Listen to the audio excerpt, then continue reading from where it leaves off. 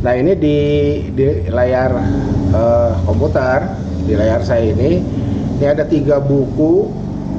Yang pertama ini edisi ke-11 ya, edisi ke-11. Yang kedua ini tahun 2014 nih terbitnya. Oke, edisi ke-12. Kemudian ini yang terakhir ya, ini edisi ke-13. Ini tahun 2020. 2020 atau 2021?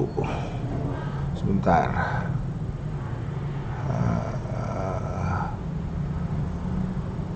2020 ya. Nih, 2020. Oke. Nah, mari kita lihat. Jadi kalau ibu bapak saudara lihat, sebentar, ada tingtung. Oke.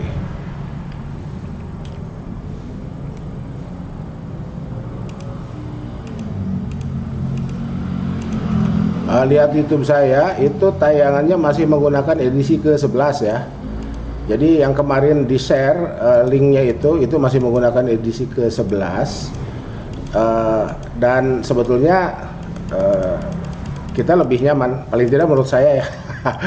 Paling tidak menurut saya lebih nyaman menggunakan edisi ke-11 karena masalah-masalah yang subjektif saya melihatnya cocok dengan negara kita. Itu jadi kemarin itu ada pertanyaan ya, apakah kita mempelajari ekonomi pembangunan itu hanya sebatas negara kita atau seluruh dunia? Nah itu ya. Jadi kemarin itu ada tayangan dari Pak Dr. Setia Mulyawan itu. Ada, bukan tayangan, apa ya, ada status Facebook lah. Ya, ada status Facebook Pak Setia itu. Kanja Sadil Wahid itu luar biasa ya. Jadi kalau pas dia lagi nih nonton nih ya, mungkin bisa berkomen ya. Ntar saya share dulu deh linknya ke Mas Dia, mungkin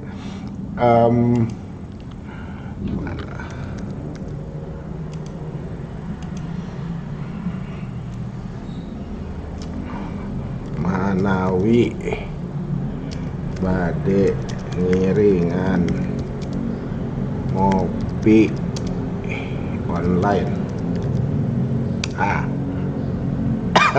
Saya kirim kepastian ya.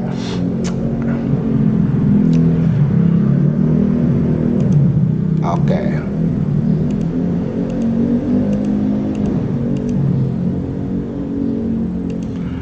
Jadi ini 2020, ini 2014, ini 2011 ya.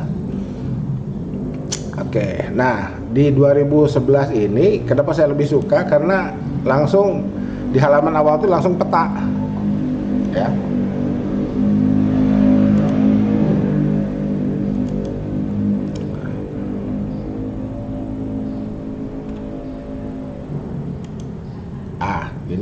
Ini terlihat layar?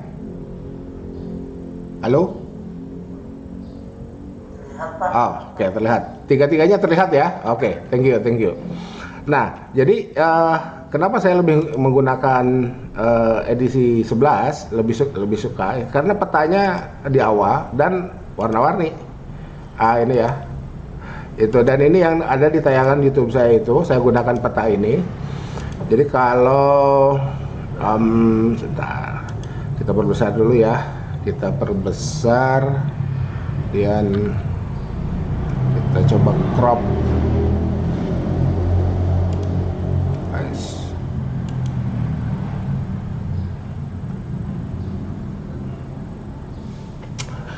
Bentar, saya crop dulu deh biar lebih biar lebih jadi nggak bolak-balik buka layar. Aduh, sorry, ini saya kemarin tuh demam ya, saya tuh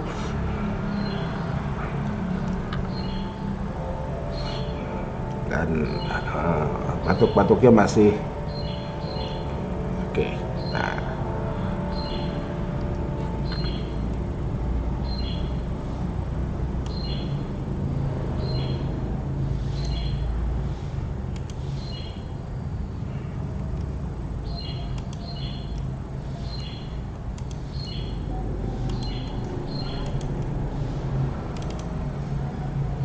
Oke, jadi peta ini yang kemudian saya gunakan untuk membuat tayangan di YouTube itu, dan jadi ketika ada pertanyaan apakah hanya sebatas Indonesia atau seluruh dunia, nah di Facebooknya Pak Dr. Setia ya, itu sampai ada kata-kata begini dari Pak Dr. Setia itu, ya kita ini ya planet bumi itu ya segede gitu ya segede gini nih, nggak dan itulah gitu kan. Ini kemudian kita coba crop yang satunya lagi.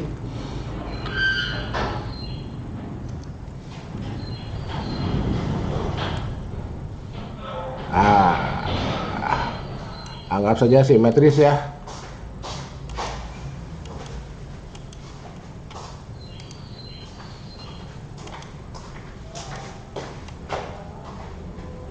Nah,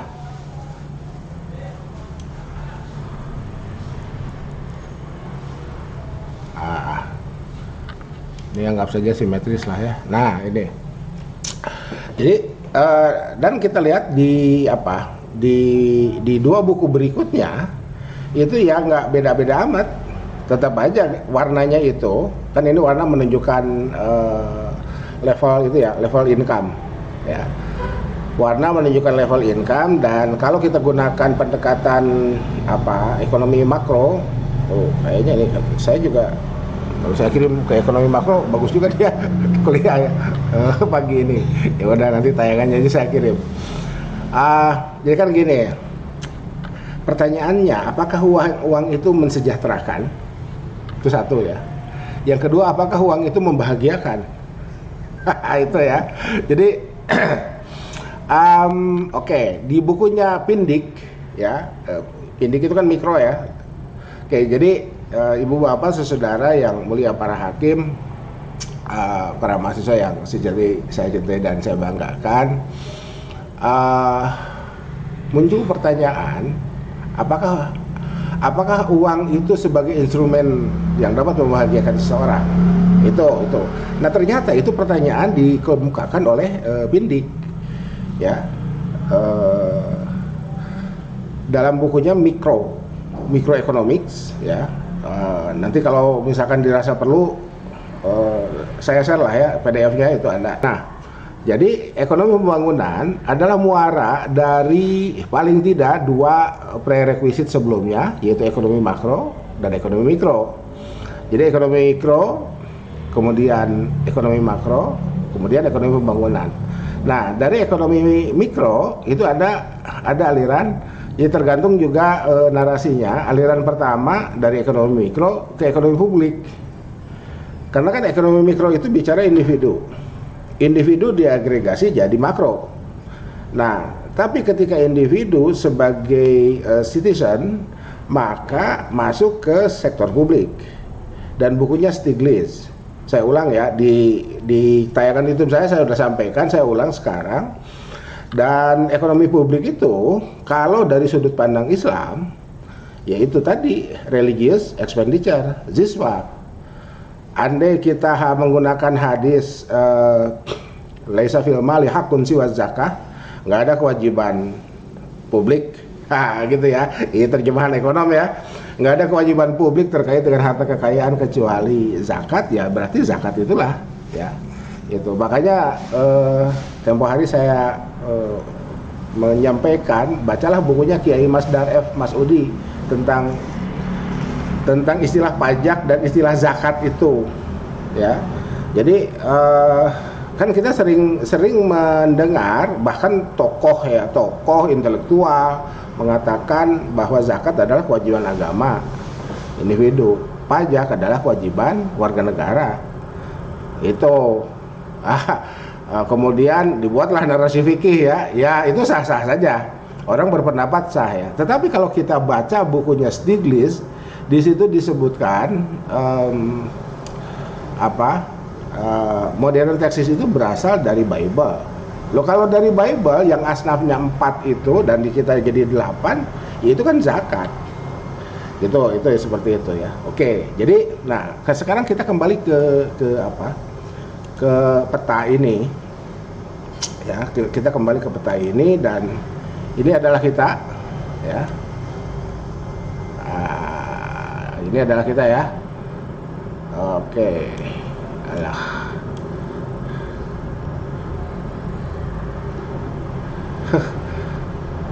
Jangan pakai pen ya, pakai ini aja ya.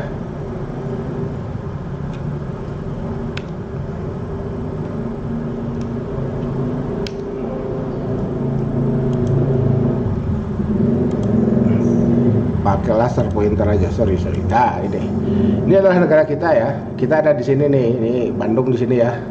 Ujung Berung di sini nih. Cipadung dan Cibencerang ya. Ini ada di sini nih. Nah, oke. Jadi ketika kita melihat komposisi warna ini, ya kita bisa tahu kita berada di mana. Tuh ya, kita bisa tahu kita berada di mana dan ini tahun 2011. Sorry, bahkan ini 2010 ya, sorry. Ini terbitnya 2011 dan ini data adalah Atlas of Global Development tahun 2010. Nah, sekarang warnanya oke. Mungkin kalau uangnya, kalau ini ada berapa ya? Ini 880 US dollar ya. Ini South Asia, Asia Selatan yang ini ya. Kemudian kalau ini ya kalau lihat warna ya nggak jauh-jauh amat. Ya kalau lihat warna nggak jauh-jauh amat.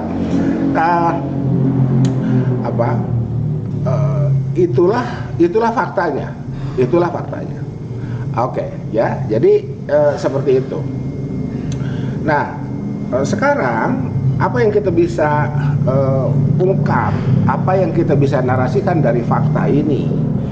Jadi ketika kemarin Pak Setia mengatakan Jasadil Wahid itu, ya kita ini nggak kemana-mana ya.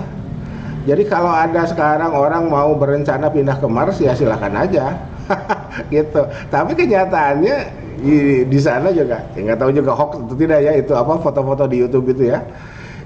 Iya tidak ada pendukung kehidupan. Mau semua apa gitu kan gitu. Dan kita ini ya seperti ini. Jadi daripada mikirin kita pindah ke Mars untuk mencari kesejahteraan, untuk mencari kebahagiaan, ya mendingan kita ciptakan kebahagiaan itu bersama-sama. Jadi Pindik itu dia mengatakan uang bisa menghadirkan kebahagiaan bagi pemiliknya, tapi hanya dalam jangka pendek. Itu mohon diingat ya, gitu. Kenyataannya dalam jangka panjang tidak.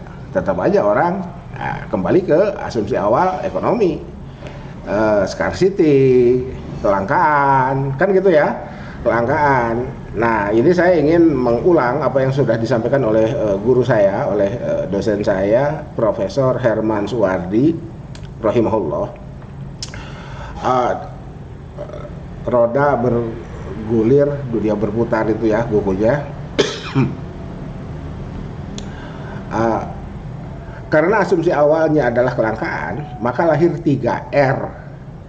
Ini Prof. Herman. Saya dapat langsung kuliahnya dari beliau ya.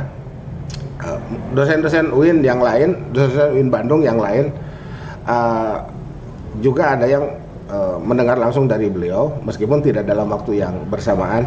Jadi kalau posisi riwayat hadis itu syahid dan mutabi ya, syahid dan mutabi itu seperti itu, sama-sama menjadi murid Prof. Herman dan sama-sama mendengar materi kuliah dari beliau di waktu yang berbeda. Karena langka, maka yang terjadi dalam diri manusia adalah resah. Itu. Jadi ini mohon dicerna betul apa yang selama ini istilahnya ya, dijejalkan atau apa istilahnya. Ya, pokoknya disampaikan lah ya. Disampaikan. Jadi narasi yang pertama adalah kelangkaan itu. Di materi saya yang lain, apa yang dimaksud dengan kelangkaan saya sudah bahas secara lebih detail ya. Yang jelas yang dimaksud kelangkaan dalam ilmu ekonomi adalah kelangkaan relatif Relatif dari apa? Relatif dari konsep kebutuhan dan keinginan yang ada dalam diri manusia, dalam masing-masing kita nih individu gitu. Jadi mohon jangan lupa istilah relatif itu, konsep relatif itu. Kelangkaan relatif ya, jika dilihat dari asumsi keinginan dan kebutuhan. Mohon juga dipahami betul apa yang maksud dengan kebutuhan, apa yang maksud dengan keinginan. Tuh. Nah, karena langka, maka yang lahir adalah yang muncul dalam diri masing-masing individu itu adalah resah. Haha, gitu ya. Resah itu. Jadi di apa? Di pertemuan keberapa ya saya tuh kasih itu. Pertanyaannya. Jadi ekonomi pembangunan itu adalah anak kandung dari kolonialisme, penjajahan. Ya, penjajahan, lahir Perang Dunia Pertama, lahir Perang Dunia Kedua. Pokoknya ekspansi manusia yang ada di muka bumi ini yang merasa lebih berhak untuk menguasai sumber-sumber sumber-sumber daya yang ada itu, sumber-sumber daya alam ya, karena zaman dulu kan berbasis sumber daya alam. Punya kekuatan, punya senjata. Sejarah dunia melewati revolusi industri di Prancis, kemudian instrumen persenjataan diproduksi massal dan dijadikan sebagai alat untuk ekspansi yang kemudian menjadi menjajah itu ya. Beberapa sumber juga mengatakan bahwa Columbus di Amerika juga kan ya berhadapan dengan penduduk pribumi asli suku Indian yang ada, dan pertikaian juga terjadi meskipun tidak secara masif diberitakan seperti itu ya. Dan sumber-sumbernya juga tidak dianggap kanonik ya, sumber-sumbernya tidak dianggap kanonik. Jadi inilah potret kita ya, inilah potret kita. Nah, ketika saya mengatakan bahwa ekonomi pembangunan itu adalah anak kandung dari penjajahan itu, maka ada peluang untuk sebelum ke sana. Oleh karena itu, saudara, para mahasiswa yang saya cintai dan saya banggakan, kita bisa melihat dari peta ini bahwa anggap saja kita punya nilai agregasi output dunia, kue pembangunan dunia ya. Kue output lah ya, istilahnya kue output saja. Dan kalau kita lihat warna, ini yang kuning ini kan cuma seperempat wilayah. Jadi output 4/4 itu hanya dinikmati oleh seperempat. Sisanya ya hijau. Ya, tidak kuning ya, sisanya itu hijau gitu. Jadi inilah yang kemudian memunculkan kesadaran baru ya, atau memunculkan kesadaran pada saat gini. Jadi apakah nasionalisme itu perlu? Ya, tapi istilah fikih muqayyad ya, muqayyad lah. Nasionalisme itu muqayyad untuk apa? Untuk pembebasan dari kolonialisme itu. Nah, ketika sekarang sudah terlahir negara-negara bangsa, termasuk Indonesia ya. Indonesia menjadi negara bangsa, para sultan menyatukan diri ya, khalifah itu menyatukan diri ya dalam NKRI itu. Makanya saya katakan NKRI itu mega khilafah, karena nggak pernah dalam sejarah ada gerakan menyatukan diri ya dari muluk ke Tawaif.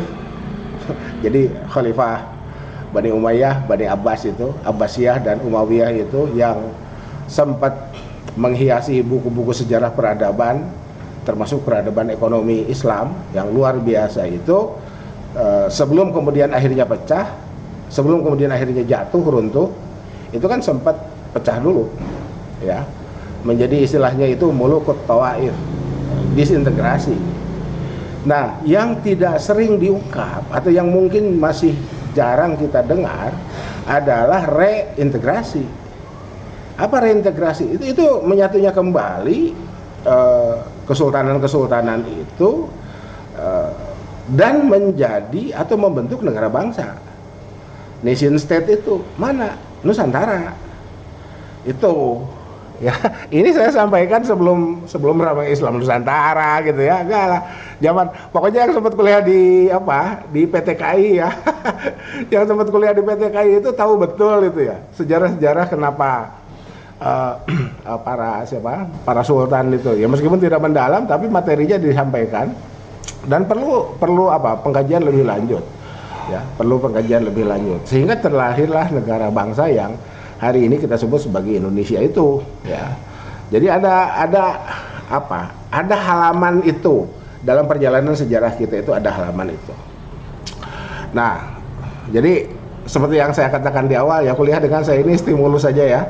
Kuliah dengan saya ini stimulus, saya ingin menyampaikan konsep-konsep yang kemudian silahkan dicerna oleh para mahasiswa agar itu menjadi bekal kita, karena bicara ekonomi itu kan bicara kehidupan sehari-hari. Nah, hari ini kan nggak bisa lepas dari kemarin, yang kemarin juga nggak bisa lepas dari yang kemarinnya lagi, dan seterusnya. Dan batasnya di mana ya, sejauh mata memandang kita ya, sejauh mata memandang ya, kita gunakan mata sejauh mata memandang yang kita gunakan itu gitu ya. Dan batasnya ya ini ya, batasnya itu ini. Oke, sebentar, ada tingtung.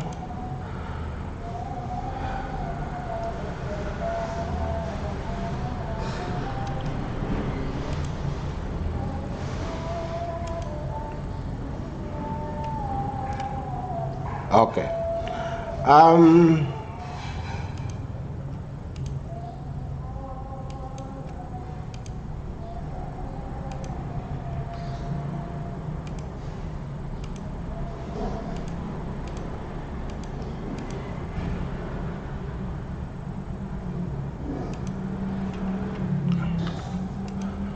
Oke.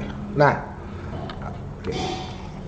Sekarang mari kita mari kita lanjutkan setelah nation state itu lahir ya, setelah negara bangsa itu lahir, maka pada saat itulah orang mulai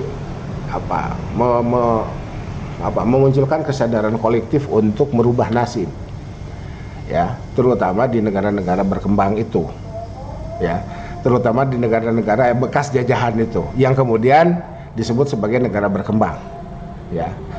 Sebetulnya istilah negara berkembang itu ya tergantung terjemahan, apakah itu underdeveloped atau developing countries ya. Nah, kalau negara majunya adalah developed countries ya, developed ya, itu nulisnya kayak gitu. itu yang kuning itu ya. Nah, jadi kalau dilihat dari sudut pandang atau dimunculkan ya sudut pandang dari yang wilayah hijau ini, narasinya adalah bagaimana merubah nasib, bagaimana memperbaiki nasib, gitu. Dan saya sudah sampaikan di bukunya Todaro yang sebelum masuk ke era milenium itu, dieksplisitkan judul bukunya adalah In the Third World, di negara-negara dunia ketiga. Nah, tapi ternyata kemudian terjadi globalisasi. Nah, pada saat terjadi globalisasi, maka yang terjadi adalah borderless di antara nation state itu. Ya, jadi dihubungkan lagi dengan pernyataan Pak Astia kemarin tuh di Facebooknya, Kaljasedil Wahid. Gitu. Kenapa? Karena negara-negara maju ini yang kuning ini, mereka tetap membutuhkan negara-negara yang warnanya hijau ini, bahkan hijau gelap sekalipun. Untuk apa? Untuk menyerap komoditinya, untuk menyerap produknya. Itu ya. Jadi itulah yang kemudian sekarang itu menjadi concern bersama. Jadi kita nggak bisa dan ini kalau kembali ke pertanyaan awal ya, apakah cukup dari wilayah negara saja atau ke seluruh dunia? Ya, sekecil apapun kita membatasinya. Bahkan saya pernah mengatakan, karena sekarang kalau dari ekonomi makro itu ya, kita bisa mengungkap ekonomi makro desa. Jadi apa yang terjadi di wilayah pedesaan itu itu bisa kita ungkap, ya. Itu bisa kita ungkap, bisa kita jelaskan, bisa kita narasikan, mulai dari desa, kemudian ke kecamatan, ke kabupaten kota. Nah, data BPS kan baru sampai kabupaten kota. Jadi kalau kita mau ungkap di kecamatan, untuk skripsi, untuk tesis, untuk disertasi misalkan, ya berarti kita harus survei. Carilah data-data monografis yang ada di kecamatan itu dan bahkan di desa itu. Atau kita langsung, ya survei itu kita langsung ya. Jadi yang kalau data monografis kan itu tetap data sekunder. Ya, kita datang ke kantor-kantor kecamatan atau kantor-kantor kelurahan, kemudian kita mencatat itu. Tapi itu bisa kita lakukan. Ya, saya sendiri tetap mempersilahkan ya, bahkan untuk sudut pandang tertentu lebih bagus kita mulai meriset itu apa yang ada di sekitar kita, ya di wilayah desa itu. Kan kita sekarang punya BUMDes, ya kita sekarang punya BUMDes, itu silakan dilihat lah, ya silakan diteliti, silakan diungkap ya, terkait kapan itu dimulai BUMDes itu, kemudian bagaimana hasilnya, apakah betul berhasil merubah wajah potret ekonomi desa itu, naik ke level berikutnya kecamatan, naik ke level berikutnya kabupaten kota. Nah, kalau sudah kabupaten kota, karena wilayahnya juga sudah luas, ada lembaga yang memiliki otoritas untuk mengungkap data, yaitu BPS. Jadi ketika kemarin saya katakan rajin-rajinlah, berlatihlah untuk mengakses bps.go.id itu untuk apa? Untuk mencari data, dan dari data itu kita bisa menghubungkan dengan teori yang kita sudah pelajari. Apakah kemudian itu bisa memunculkan fenomena? Gitu ya. Pertumbuhan ekonomi naik, tiba-tiba rasio gini juga naik. Nah, itu kan fenomena itu. Ya. Itu fenomena ekonomi, fenomena dalam konteks kita bisa merisetnya, gitu ya. Karena tidak bagus ketika pertumbuhan ekonomi naik, indeks gini juga ikut naik, ya. Jadi itu mulai dari kabupaten kota sampai seluruh dunia. Indeks gini dunia itu berapa sih? Mari kita lihat ya, mari kita lihat. Indeks gini dunia, mari kita lihat.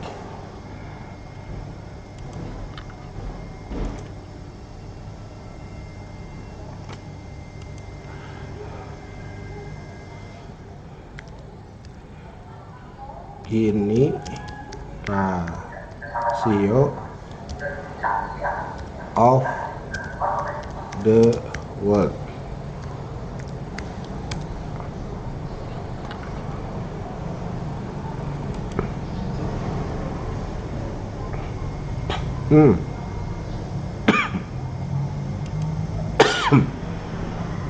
Alah, sorry. Nah,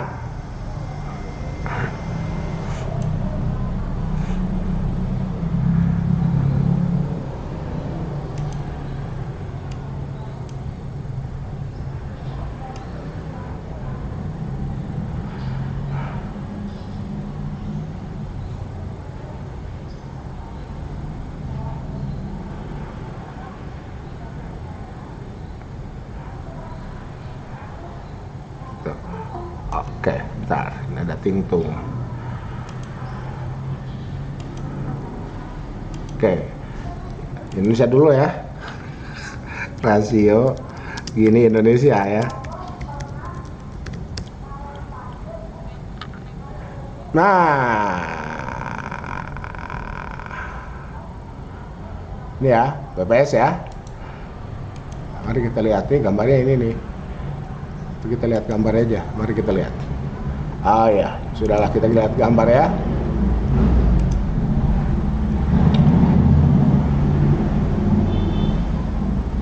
Tuh, ada. Tuh, ya, ini ada ya, ini ya, desa kota ya.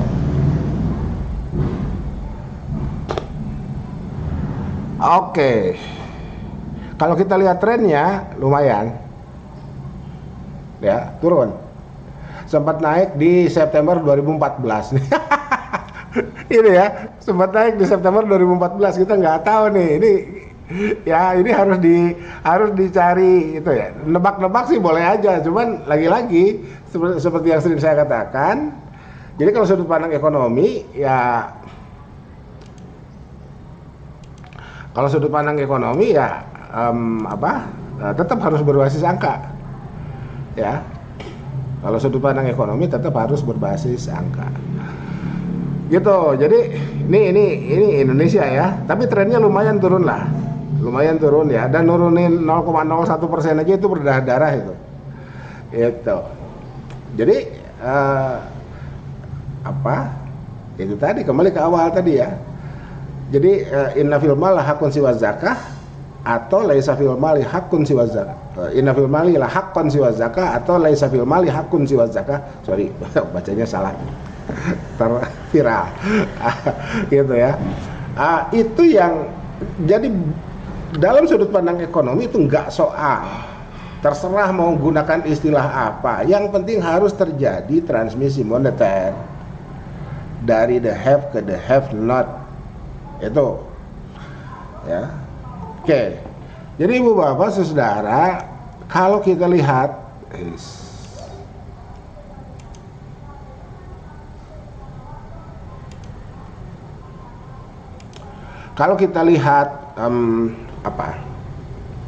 circular flow ya, kalau kita lihat circular flow di oke, saya masuk ke Google aja ya, biar nggak bolak-balik layarnya. Alur melingkar ada di YouTube saya ini ya. 2 sektor aja dulu lah ya. 2 sektor.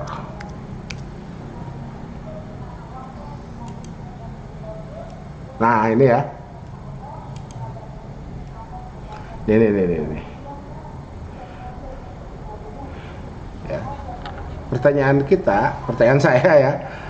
saya di mana ini kan pintu masuk kita mempelajari ekonomi ya.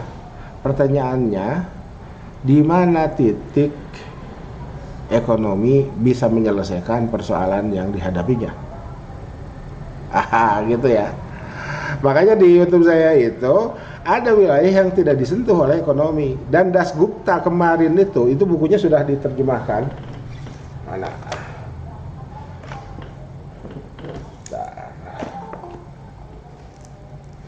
Ini ya. Ini ada buku nih.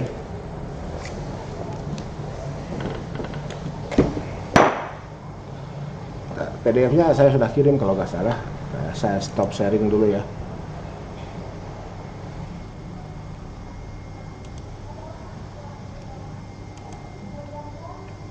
Nah ini nih buku Dasgupta. Nggak kelihatan. Bentar. Saya jangan pakai background aja ya. Gimana caranya ini video? Oh sebentar. Umum. Inilah. Ini kelihatan ya.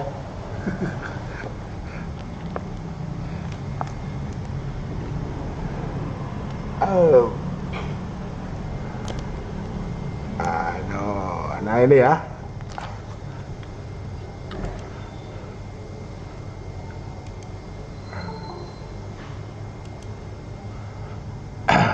Ini kelas Bu Sumi ya. Ini mohon maaf saya batuk-batuk gitu. Khawatir ada apa-apa. Kemarin rapat di Fakultas Syariah juga nggak sempat masuk itu ya.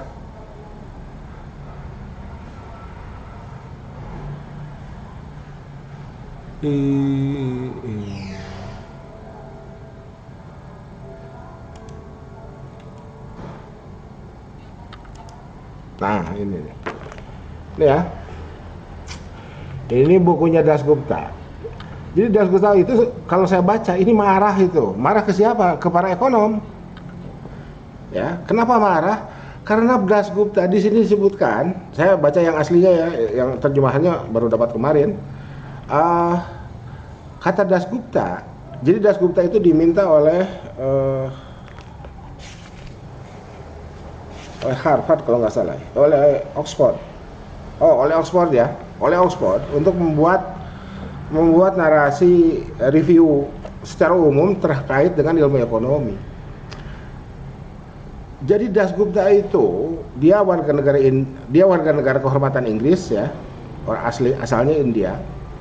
Itu di sini disebutkan, saya baca buku ekonomi sampai ada yang 1000 halaman lebih, tapi tidak membicarakan persoalan ekonomi, tidak membicarakan bagaimana kemiskinan dientaskan, bagaimana ketimpangan dientaskan. Jadi ekonomi itu hanya berada di sini. Di sini. Gitu ya. Gitu. Padahal yang dihadapi oleh umat manusia adalah kemiskinan, keterbelakangan, ketertinggalan, ketimpangan dan seterusnya. Gitu. Nah, sekarang dalam dalam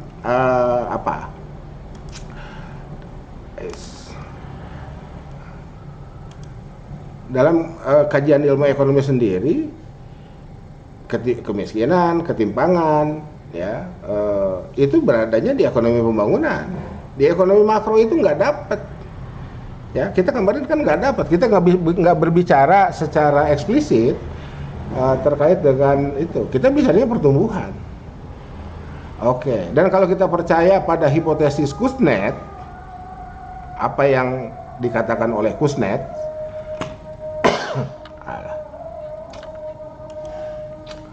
nah,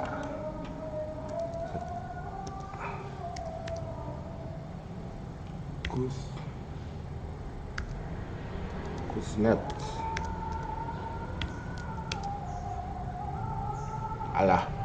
lupa saya nyimpennya. Sudahlah, saya buka Google aja ya, ntar.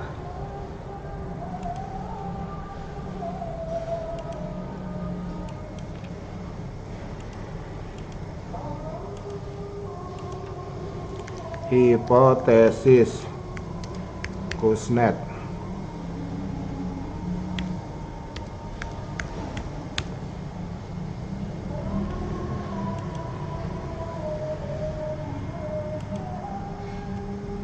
Nah, ini ya,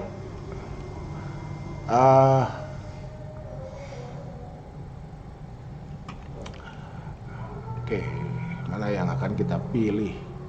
Inilah ya, ini, biar enak. Sebetulnya ada PowerPoint saya itu, cuma saya lupa nyimpen.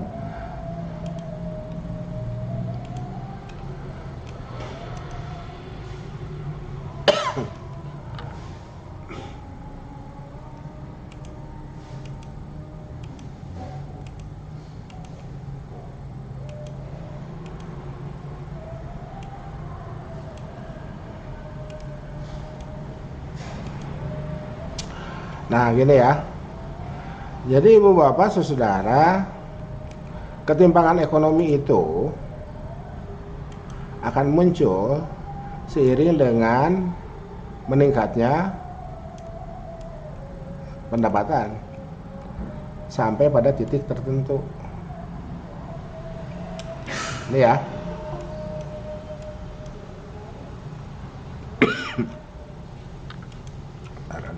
Hitung dulu.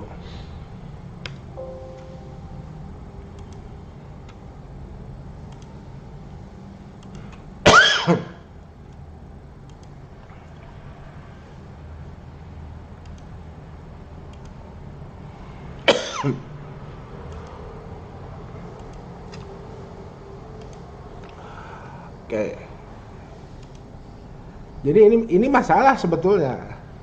Jadi ya, andai kita tidak punya kesadaran bersama, maka yang dihadapi justru ini ya. Jadi cara bacanya, ini income per kapita naik. Jadi ini kan titik nol ya, titik nol itu kan di sini. Income per kapita naik, ketimpangan juga naik. Tuh, ini hipotesis Kuznets. Ya, tuh. Dan yang agak mengerikan ya, itu temuan guru saya tuh, Prof. Arif Ansori dari Unpad ya, gitu. Perguruan tinggi ikut andil loh, ya, gitu. Oleh karena itu Ibu Bapak, pendidikan itu jangka pendek, cost. Awalnya itu ya, Ibu Bapak kan bisa kuliah, bayar SPP. Bahwa kita dapat subsidi, oke lah ya, itu nanti penjelasan di sektor publik itu ya. Ada subsidi. Kemarin saya baru menjelaskan ke para mahasiswa di S1, kita lihat satu aspek dengan kenaikan harga BBM. Apa yang bisa kita lihat? Ya, jadi ya mohon ini saya yakin tidak terjadi di S2 di S3. Andai masih terjadi, mohon dilengkapi berpikirnya ya. Mohon dilengkapi berpikirnya. Jadi bahwa ketika harga BBM naik, kemudian harga-harga naik, jadi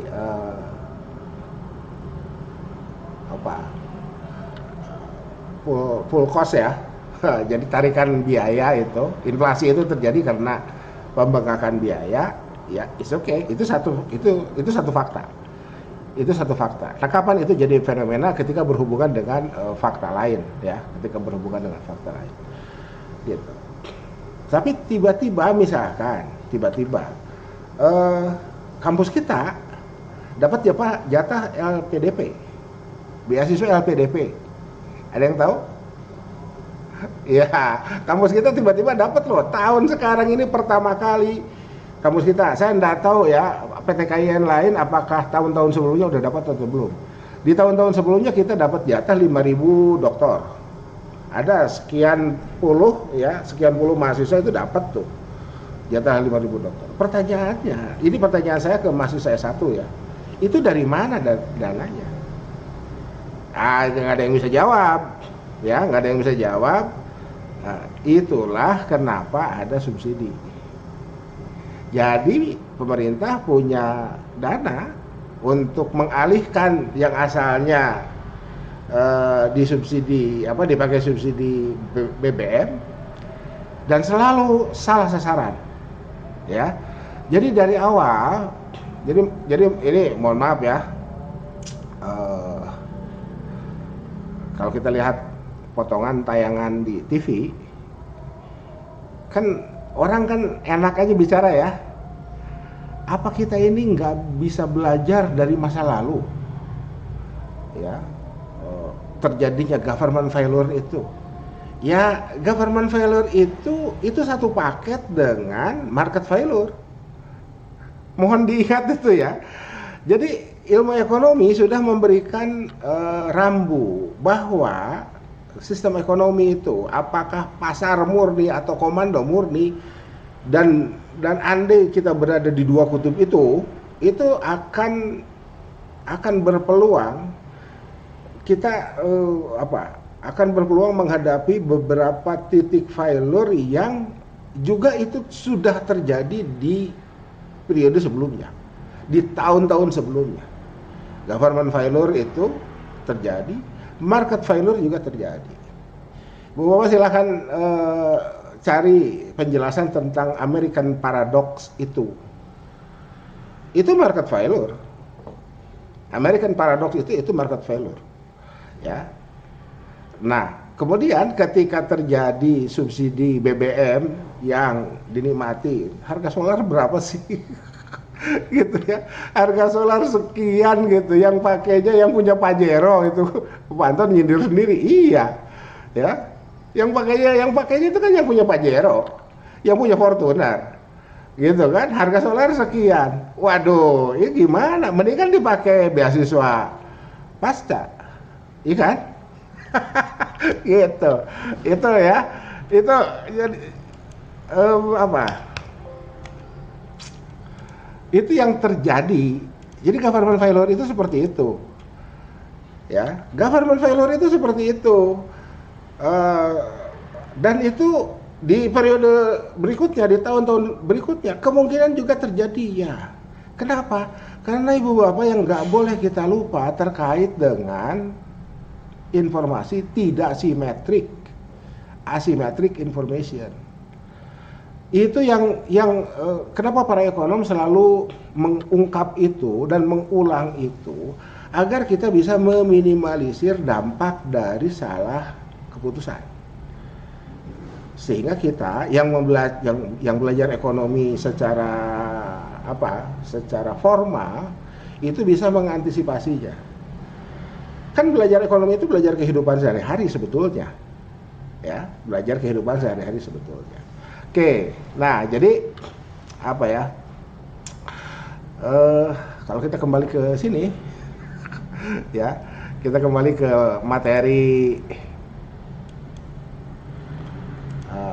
pembangunan.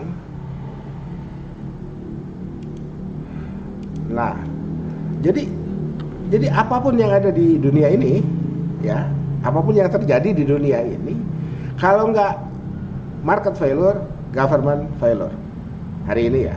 Jadi penyebabnya saya anggap selesai ya. Penyebab kenapa ada ekonomi pembangunan itu saya anggap selesai. Ya, sekarang tinggal kita melihat hari ini apa yang bisa kita gunakan, apa yang kita bisa gunakan sebagai bahan analisis, bagaimana ekonomi pembangunan kita pelajari dan bagaimana ekonomi pembangunan bisa menyelesaikan persoalan yang dihadapi oleh umat manusia.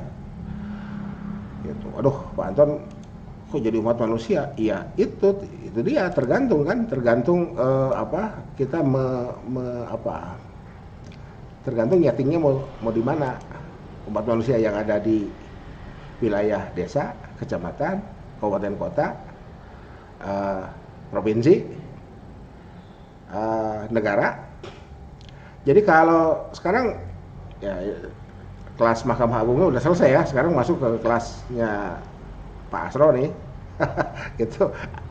Ada berapa orang di kelas Pak Asro ini? Kelas Pak Asro dan kelas Ibu Sumi itu kan digabung ya. Ada berapa orang tuh? Ada 4, Bro. Oke, Pak Asro 4. Bu Sumi? Ya, anggap saja 20 ya. Kalau 20 itu berasal dari 20 kabupaten kota yang berbeda, kita bisa nulis 20 disertasi itu. Ya. Dari satu mata kuliah ini, bahkan dari satu topik ini. Ada 20 disertasi itu kalau mau. Ya gitu ya, itu. Jadi konsep besarnya ekonomi pembangunan. Fenomenanya silahkan dilihat di wilayah masing-masing. Ya.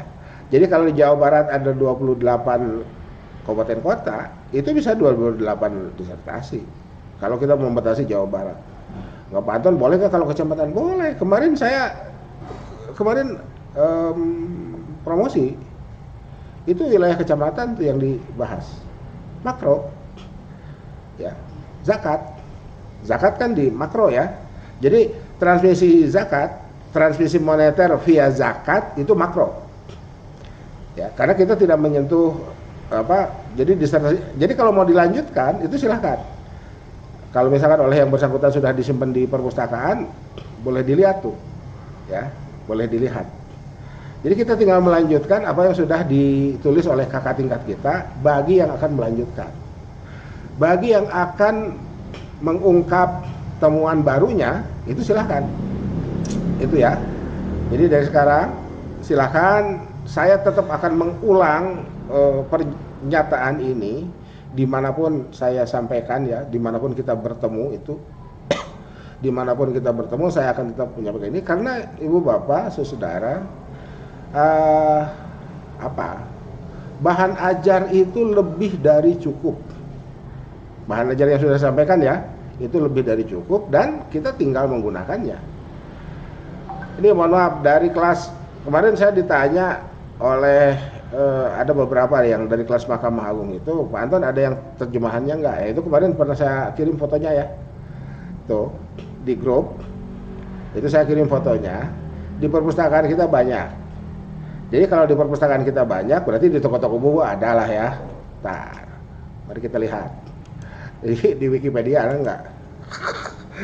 Ya, buku ekonomi pembangunan Tokopedia, pembangunan Tokopedia, ada nggak? Ini ya, kita ya, yang ini saya kirim yang asli ya, yang ini nih tuh.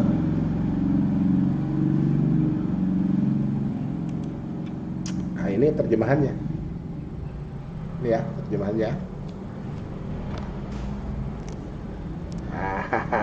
Ini ya tuh. Jadi silakan nak, kalau nggak dipaksakan dari sekarang itu repot itu ya, tiba-tiba nanti kita dapat surat cinta dari Prof Oyo. sekarang 1 Oktober ya, tuh Oktober, November, 2 bulan lagi tuh, 3 bulan lagi paling lambat itu ya, masuk semester alih, dapat surat cinta. Mau kapan SUP itu ya, mau kapan SUP gitu, itu mohon dipastikan aja ya, mohon dipastikan. Jadi Bu Bapak, one day one page itu paksakanlah untuk menulis proposal. Oke, hindari sindrom S3. Apa ya sindrom S3? Karena kita merasa S3 maka kita merasa harus sempurna. Nggak akan selesai itu. Nggak ada yang sempurna. Di dunia ini nggak ada Superman ya. Di dunia ini nggak ada Superman. Mana disertasi saya? Nah ini ya.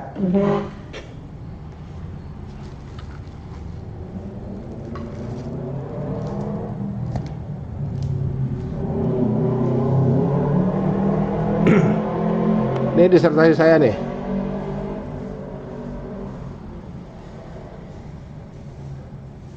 Terlihat ya.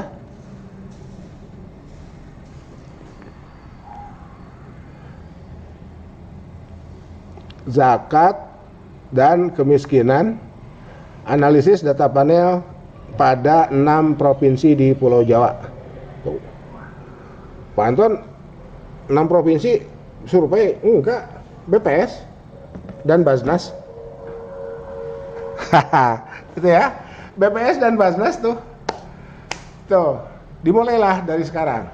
Ya, dimulai dari sekarang, sebab kalau tidak, tuh repot. Satu itu. Yang kedua, Ibu Bapak, mari kita gunakan prinsip authorship. Ya, prinsip authorship itu apa?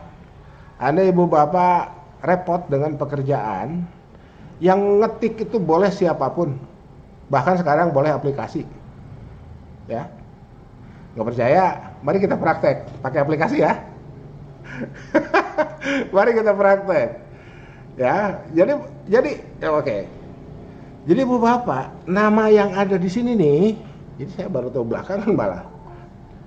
Ya. Ini nama yang ada di sini itu author. Bukan writer. Writer boleh mesin.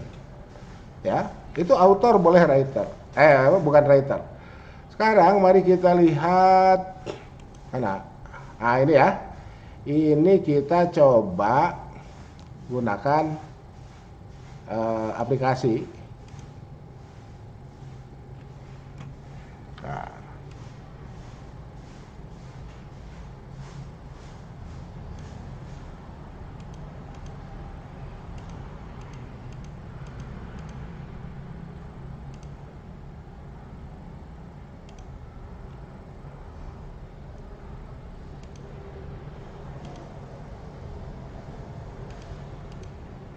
Ini ya. Mari kita gunakan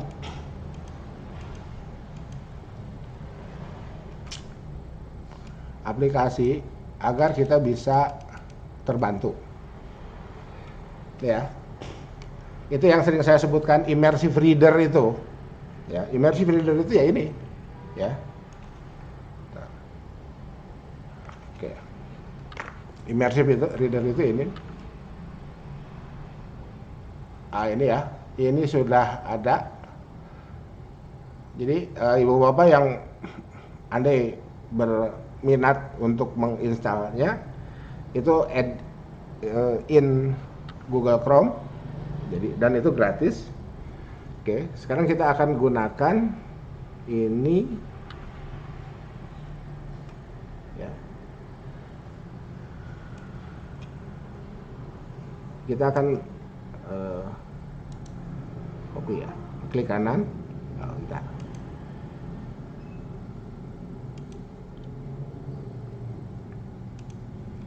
Ini klik kanan. Tuh, help me read this.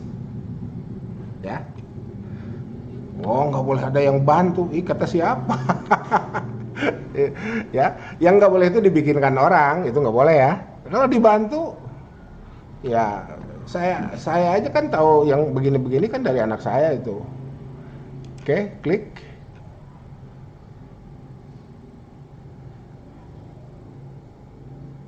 Bentar. Ya. Bentar. Hasil.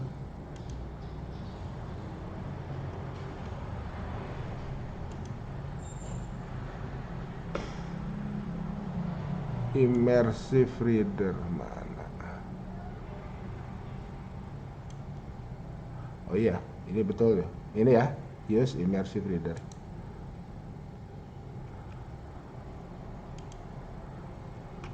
Atau lagi live nggak bisa kayaknya.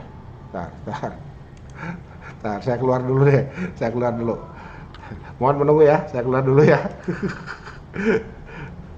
Perasaan di YouTube saya waktu saya tayangkan saya live itu. Tar. Saya keluar dulu. Tar. Aduh.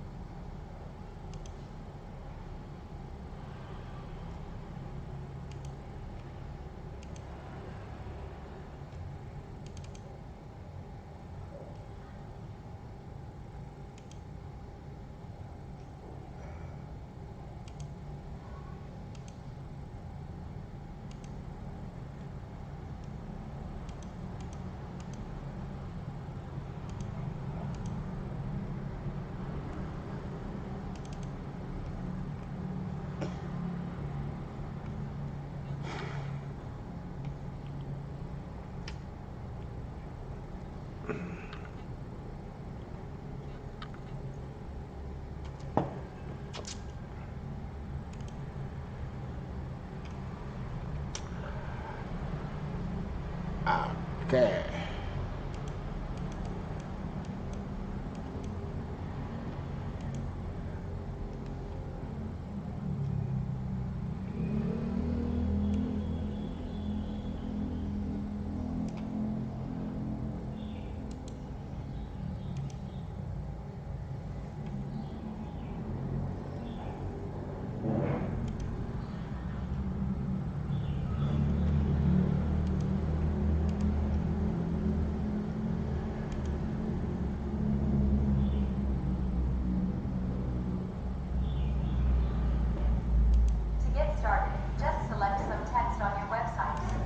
Oke. Ya. Nah. Saya share lagi.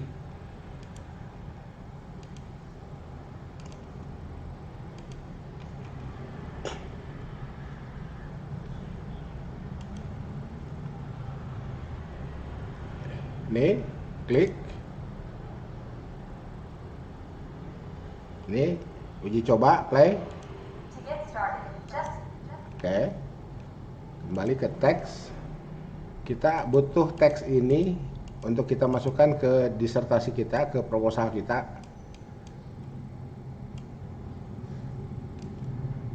Klik kanan, help me read this. Nah, ini ya. Oke. Nih. Kalau kita mau nulis artikel jurnal berbahasa Inggris, tinggal parafrase. Kalau berbahasa Indonesia, ya mari kita terjemahkan dulu. Ini ya, ini kita terjemahkan. Nih, reading preferences,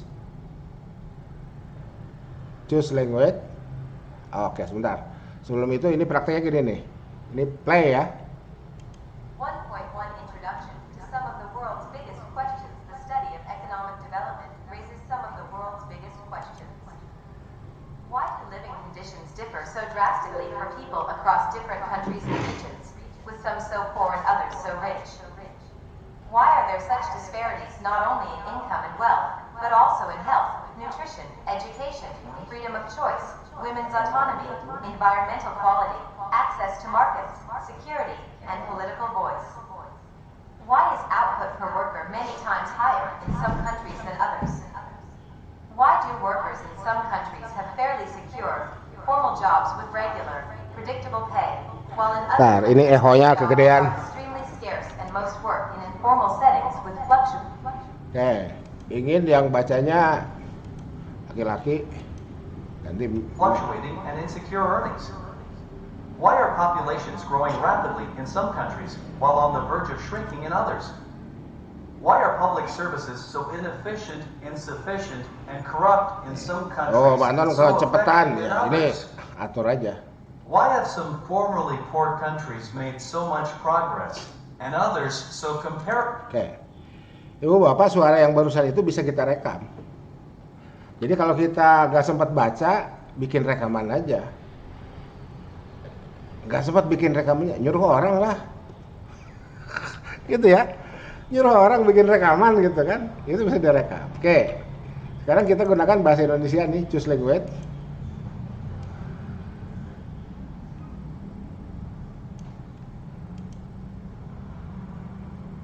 Pilih dokumen.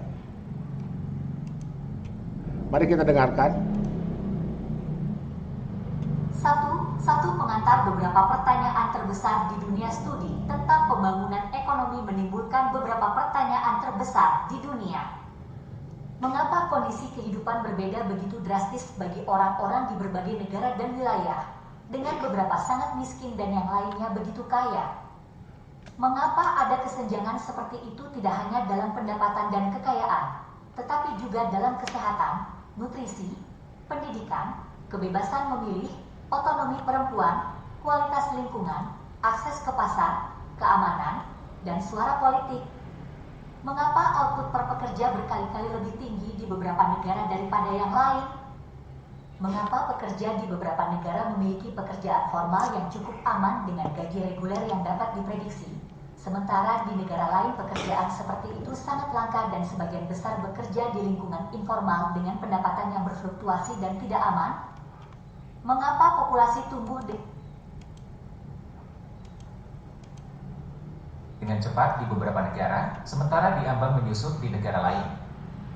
Mengapa layanan publik begitu tidak efisien, tidak memadai, dan korup di beberapa negara dan begitu efektif di negara lain? Mengapa beberapa negara yang sebelumnya miskin membuat begitu banyak kemajuan, dan yang lain relatif sedikit? Bagaimana penyakit anak dan tingkat kematian telah turun begitu banyak di dunia, dan apa yang dapat dilakukan di tempat-tempat di mana mereka tetap jauh lebih tinggi dari rata-rata? Bagaimana kita dapat mengukur dampak yang dibuat oleh kebijakan pemerintah dan program lembaga swadaya masyarakat (LSM) dalam meningkatkan kesejahteraan orang miskin dan rentan, dan pelajaran apa yang telah kita pelajari? Dan bagaimana perbedaan besar di seluruh negara terjadi?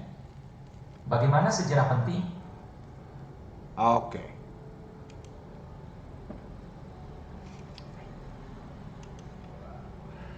Itu ya. Itulah bahan bukan selama ya. Iya, mulai dari hari ini sampai ibu bapak tutup usia. Mata kuliah ini membekali itu ya. Mata kuliah ini membekali itu. Jadi ibu bapak dengan mengambil mata kuliah ini, maka ibu bapak berhak menyatakan diri sebagai atau berhak diposisikan sebagai narasumber. Untuk mikro makro selesai itu, ya. Mikro makro selesai. Pak Anton rasanya sih saya nggak dapat apa-apa. Ya sama kan kita juga waktu saya dosennya waktu kuliah juga kan kita nggak dapat apa-apa. Baru kita dapat apa-apa setelah nulis skripsi, setelah nulis tesis, setelah nulis disertasi, kan gitu. Dan yang kita tahu itu yang kita tulis aja. Yang kita tahu itu yang kita tulis, yang kita tahu itu yang kita baca, yang kita tahu itu yang kita biasa kuliahkan. Jadi kalau misalkan Bu Sumi ngajar apa ya Bu Sumi itu? Atau Pak Asro ngajar apa? Kasih soal yang Pak Asro kasih ke mahasiswa S1 kasih ke saya sekarang, belum tentu juga saya bisa jawab itu. Kan begitu. Iya kan? Biasa kalau Prof. Bukan, artinya yang kita pelajari, yang kita tahu itu yang sehari-hari kita baca, yang sehari-hari kita diskusikan.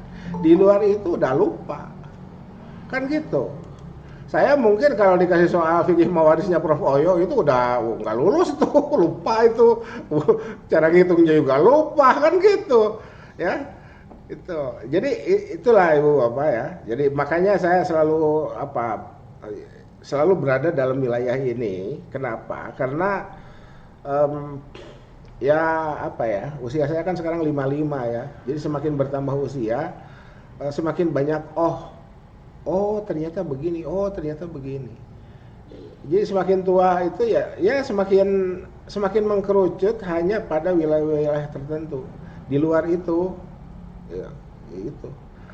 Itulah sebabnya kenapa kalau kita lihat tradisi para ulama selalu mengakhiri tulisan karyanya itu, kitab-kitab itu dengan wallahu a'lam itu, ya itulah bentuk tawadu ya. Bentuk tawadu itu. Karena yang diketahui hanya itu. Di luar itu wallahu a'lam. Ya, di luar itu wallahu a'lam.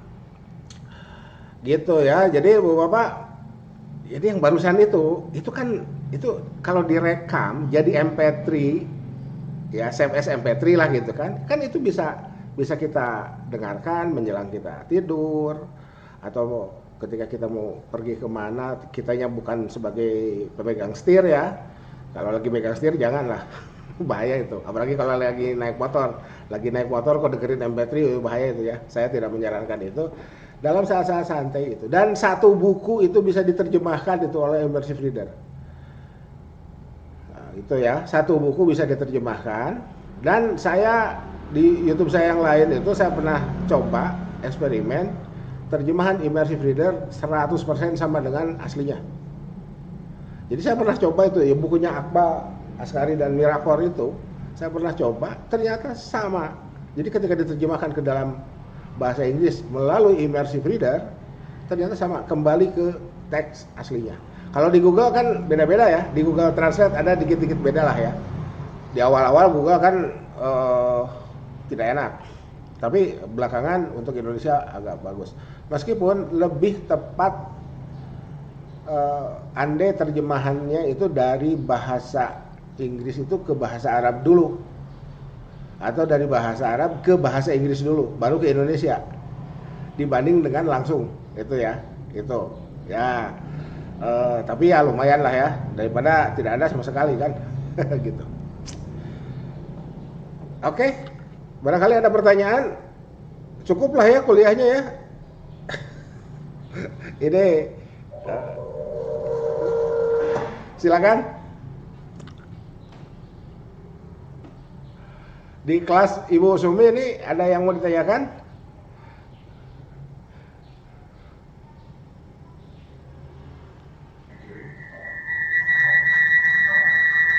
Betul Prof, tadi nama ini apa Prof? Ya. Immersive reader. Immersive. Tar. Oke, saya share lagi ya, saya share screen lagi ya. Belum nemu nih. Nah.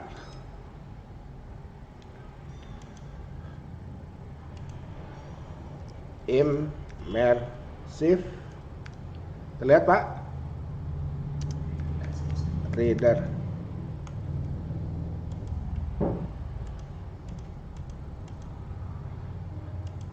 Immersive reader. Bentar, Ya. baik. Chrome.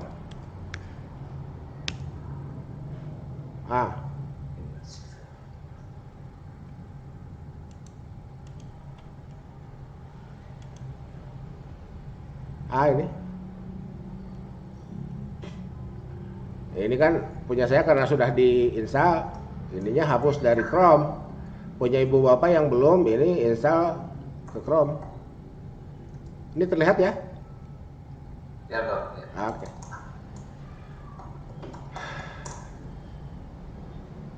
So, Use immersive reader in Word ini ya.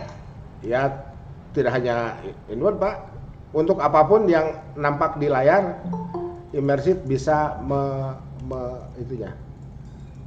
Baik, terima kasih. Ya. Tidak hanya Word.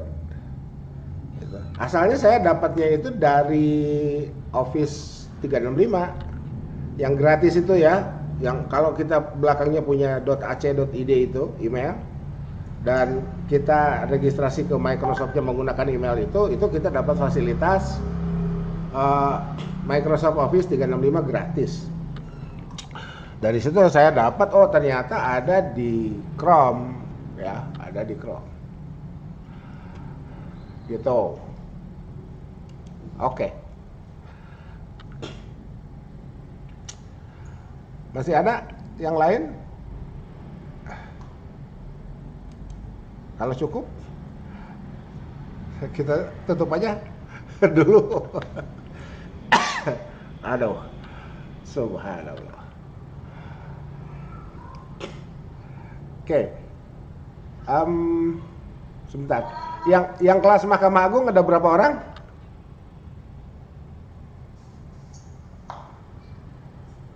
Ada yang kelas Mahkamah Agung ada berapa orang?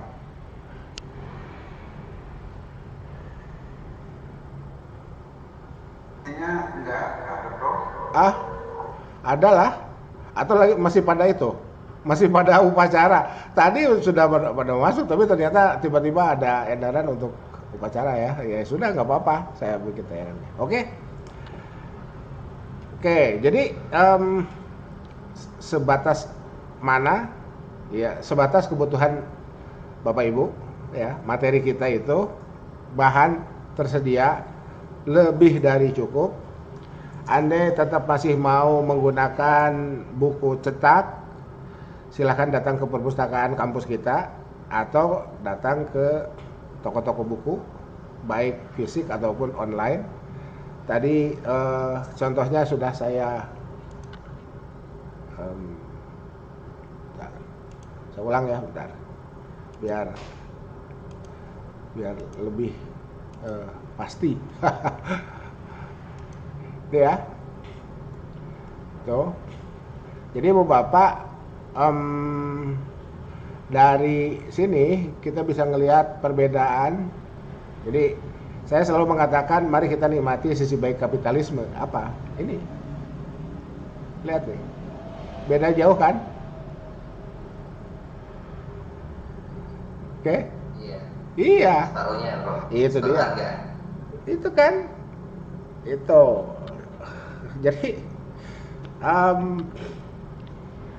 Jadi narasi itu tergantung kita lah sebetulnya ya. Narasi itu tergantung kita. Saya kemarin lihat postingan Facebook siapa itu. Ironi di negara agraris kelaparan. Yang lucu kesimpulannya, ini gara-gara kita gunakan kapitalisme. Itu kan lucu. Konon yang bicaranya guru besar lagi. Saya tidak mengunderestimate individunya, tidak. Tapi mari kita diskusi konsep. Ya. Saya tidak ya mudah-mudahan lah ya, saya tidak akan pernah nyerang individu. Mari kita diskusi konsep. Kalau kapitalisme penyebab kelaparan, kenapa di negara-negara kapitalis orang juga bisa sejahtera? Kan begitu. Ya. Sekarang korupsi mau di negara manapun itu penyebab kekacauan. Mau kapitalisme, mau sosialisme, mau apapun, ya. Yang namanya korupsi itu penyebab kekacauan. Gitu ya. Itu yang terjadi itu kan begitu. Gitu. Jadi saya sendiri nggak yakin lah yang bersangkutan itu menyatakan seperti itu. Jangan-jangan yang posting aja itu. Ya, kapitalisme penyebab kelaparan itu gimana ceritanya? Bahwa tadi saya katakan American Paradox, ya. Oke, sebelum saya tutup ya, ini mumpung ingat aja nih.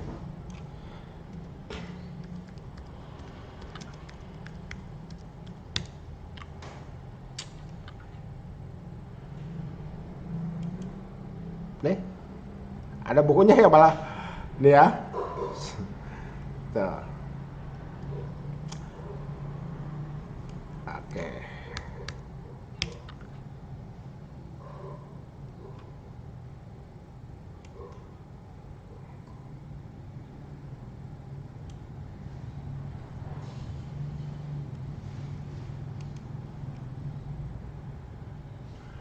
Nih. Oke.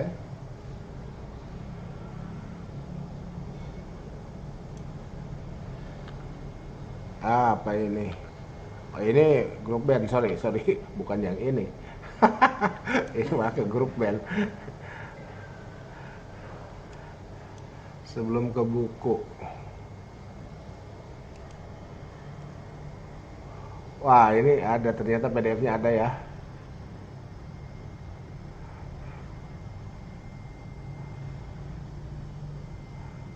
Nah, itu kan. Ini belum saya buka aja udah kebaca nih. The challenge for a colonial historian at least is to explain how people could have developed the dedication to human liberty and dignity. Ya, ini kan. Ini udah kebaca, ini sinopsisnya aja udah kebaca ya. Jadi itu tadi. Jadi kalau kita beranalogi puncak ilmu kedokteran hari ini, kita berada dalam puncak-puncak ya, artinya banyak puncak lah. Setelah ada puncak nanti ada puncak berikutnya. Tapi hari ini juga kita menghadapi penyakit yang di luar dugaan. Lantas apakah kita boleh mengatakan kegagalan ilmu kedokteran? Ya kalau mengatakan tidak boleh kan kita hidup di negara demokrasi ya. Bukan persoalan boleh tidak boleh, tapi dasarnya apa? Nah sekarang kalau kita kembali ke ilmu ekonomi, ngapain sih belajar ilmu ekonomi? Kok masalah ekonomi nggak selesai-selesai? Kan gitu ya. Lantas kembalilah ke PT KI, Pak Asraf, Bu Sumi dan kawan-kawan tuh yang secara formal kerja di PT KI itu. Terus apa gunanya PT KI kalau begitu? Secara khusus, apa gunanya perguruan tinggi secara umum? Apa gunanya lembaga pendidikan secara umum? Kan bisa begitu ya, itunya apa, narasinya gitu. Jadi ya itu dia, itulah sebabnya kenapa kita dalam konsep fikih kan ada ijma ya. Saya memperkuat ijmanya, ijma kolektif. Kenapa kolektif? Kenapa harus memunculkan kolektif? Karena sekarang ilmu itu sudah terspesialisasi sedemikian rupa. Itu ya. Nggak ada generalis itu sekarang itu nggak ada itu. Habis waktunya kalau kita ingin jadi generalis itu habis. Ya kecuali beberapa orang. Itu siapa? Saya boleh nyebut nama ya, Gus Baha. Gus Baha itu spesialis dalam generalis itu. Ya, ilmu keagamaannya luar biasa. Tapi kan yang orang seperti Gus Baha itu kan cuman Gus Baha. Kecuali kalau Ibu Bapak punya tokoh lain silakan lah ya. Mari kita dengarkan bersama.